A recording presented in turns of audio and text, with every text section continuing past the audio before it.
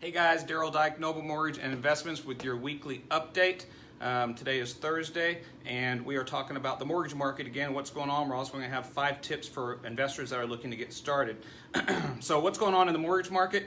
Everything is starting to continue to relax. Hard money lenders are starting to get back in the market. We've never stopped lending, but hard money lenders are starting to get back. People that weren't in the market before took a pause, started to get back in, so that's a good sign for the market. The housing market's starting to move. We're starting to see houses fly off the shelves. A good friend of mine sold her house in a day. They're starting open houses again, so I think that's going to be really, really helpful to see some normalcy in our market, to be able to actually go see a house instead of online and so forth. We also have a very limited inventory, so those of you that are flipping houses, that's good. That's good news for. So again, hard money is still getting a little bit better. It's not as wild as it used to be. A lot of lenders are tightening up a little bit, but there's still good loans to be made out there. We're doing a lot of commercial property loans. We've done a lot of cash outs for people that are looking to get some capital, take advantage of any opportunities that come up. And of course, we're still doing fix and flips and people that are using hard money to buy property to build it into a rental portfolio, getting 100% financing. So that's all good. On the conventional side, also the lenders are starting to continue to relax. We saw an initial really big tightening. Credit score requirements have still gone up a little bit, but we're starting to see all the overlays, and these are things that Fannie Mae may not require, but the lenders say, hey, we're going to require additional information, higher credit scores, things like that. We're starting to see those start to fall off one by one, depending on the lender, and so the lenders are kind of now starting to try to compete with each other a little bit. That's a good sign. So as that happens more and more, the markets will return to normalcy, and the rates are still just crazy low right now. If you haven't refinanced and you're paying higher than 4 or 5%, then it's time to look at it. It doesn't cost you anything. Give us a call if we can help you do that. 713-680-8100. Primary interest rates are below 3. Investment property interest rates are below 4.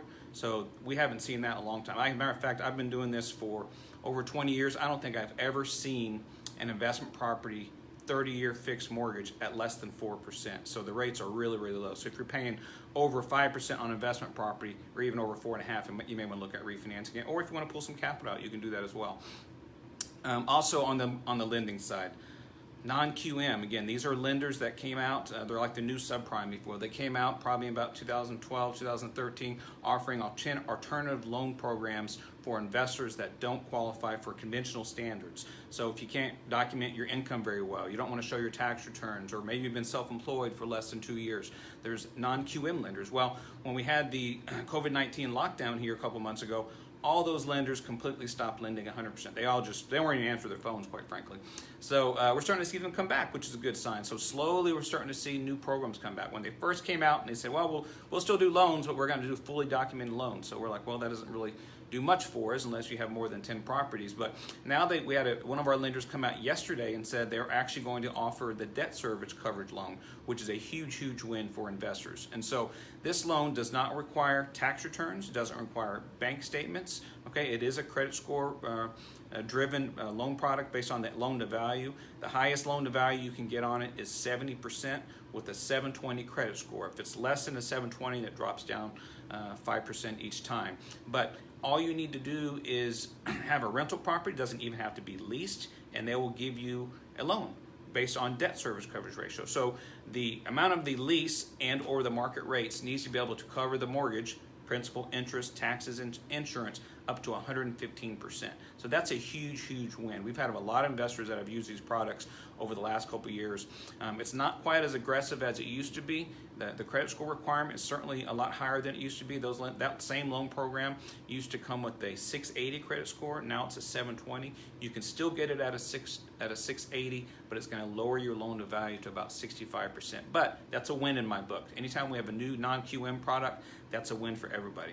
Okay, and then lastly, we're going to talk about our 5 tips for new investors. So we work with a lot of new investors. They're trying to get into it. They're not sure what to do. Lots of questions. They don't know what they want to buy. They just know they want to get into real estate. So our 5 tips are this. Number 1, educate yourself. Okay, there's tons and tons and tons of YouTube videos.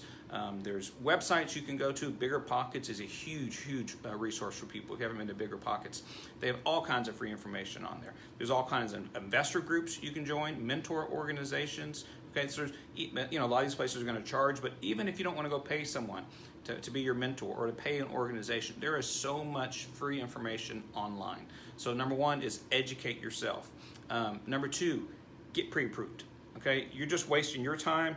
You're wasting everybody's time if you don't get pre-approved. You have to know what you qualify for on the financing side. Whether you're using hard money, whether you're buying rental properties, just going into a straight conventional loan, if you're using non-QM products, you need to understand how all these different products work. So educate yourself, get pre-approved, and make sure that you understand the loan programs and exactly how they work. Number 3, strategize. You need to figure out what it is you want to do. Number 1, are you flipping? Are you buying rental houses? Are you doing both? Are you going to wholesale? Figure out what you want to do. If you are buying property to flip and or buy rentals, narrow down as much as you can exactly what you want to do. What's the size of the house? How old of a house will you even buy? Is there a certain geographic range that you want to stay in? Price range, all these sorts of things. Are you looking for appreciation? Are you looking for cash flow? A lot of people when they first start, they go, well, I want both. It's hard to get both. It's hard to get cash flow and appreciation in the same market. You can, but it's hard to take that approach. So if you're going to do that, make sure you strategize, narrow down exactly what you want to do. Next is build your team, okay? You need realtors, you need wholesalers, you need a mortgage company. Build your team is very, very important. So the more realtors, the more wholesalers that you have, the better off you are because they're going to be sending you deals to look at, okay? And then lastly is look at a lot of deals, okay? I always tell everybody when I used to do my basics and breakfast, back when we can actually be in the same room together, but I always say, look, I don't know how to build a house, but I know how to estimate repairs because I've looked at so many deals. I've looked at thousands of houses, okay? And I'm not someone who's out there flipping houses, but I know how to estimate ARVs and I know how to estimate repairs because I've looked at a lot of deals. So if you're a new investor, you have to start looking at a lot of deals. The more deals you look at, the more educated you are, the wiser you become as an investor. Okay, so those are your 5 tips on how to be a successful real estate investor. Please stay tuned. We have our next real estate virtual networking event on Tuesday. We're doing that every Tuesday at 11 o'clock. So if you're not on our Facebook page or on our email list, pay attention to that. This is a great event. I really enjoyed it. We limit it to about 30 people. It allows everybody to introduce themselves, say a little bit about what they're looking for, what they do, and just kind of network like we used to do when we used to have events. Obviously, we're not doing that anymore. Hopefully, we'll be in the near future. But allows everybody just to introduce themselves. And then I'll bring a guest speaker on as well to talk about something related in the real estate business. Anybody has questions about anything, you can always reach out to me.